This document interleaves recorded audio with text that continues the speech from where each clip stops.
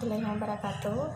Perkenalkan, nama saya Nirmala Sari dari Prodi PGSD kelas H. Di sini saya akan menjelaskan tentang yang pertama, bencana alam di laut dan di pesisir. Kedua, mitigasi bencana di lingkungan pesisir. Nah, sebelum melanjut ke pembahasan itu, ada yang tahu tidak bencana alam?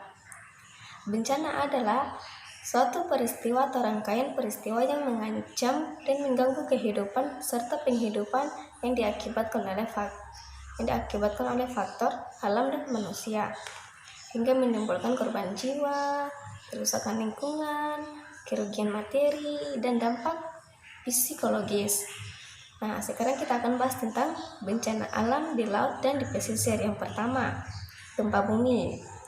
Nah, wilayah Indonesia berada di wilayah Ring of Fire. Nah, wilayah Indonesia berada pada pertemuan 3 lempeng utama dunia, yaitu Indo-Australia, Eurasia, dan lempeng Pasifik, sehingga potensi untuk terjadi bencana gempa bumi sangat tinggi sekali. Gempa bumi adalah guncangan atau getaran yang terjadi pada permukaan bumi akibat pelepasan energi, akibat pergerakan atau pergesekan lempeng atau kerak bumi. Guncangan tersebut menciptakan gelombang seismik. Nah, sekarang kedua adalah tsunami. Tsunami dapat dipicu oleh gempa bumi yang berpusat di tengah laut, longsoran dasar laut, letusan gunung berapi bawah laut, dan hantaman meteor di laut. Secara harfiah, arti kata tsunami adalah ombak besar di pelabuhan. Nah, yaitu peristiwa perpindahan badan air yang disebabkan oleh perubahan permukaan laut. Nah, secara vertikal, secara tiba-tiba. Tsunami berasal dari kata dalam bahasa Jepang, yaitu su artinya pelabuhan dan nami artinya gelombang.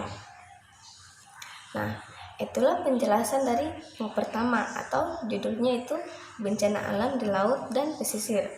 Nah, sekarang kita melanjut ke pembahasan yang kedua, mitigasi bencana di lingkungan pesisir. Nah, mitigasi bencana di wilayah pesisir dilakukan melalui kegiatan struktur atau fisik. Nah, yang pertama, kegiatan struktur atau fisik untuk mitigasi terhadap jenis bencana gempa bumi. Di antaranya, penggunaan konstruksi bangunan tahan gempa. Kedua, penyediaan tempat logistik. Kedua, penyediaan prasarana dan sarana kesehatan. Yang keempat itu adalah penyediaan prasarana dan sarana evakuasi. Yang kedua,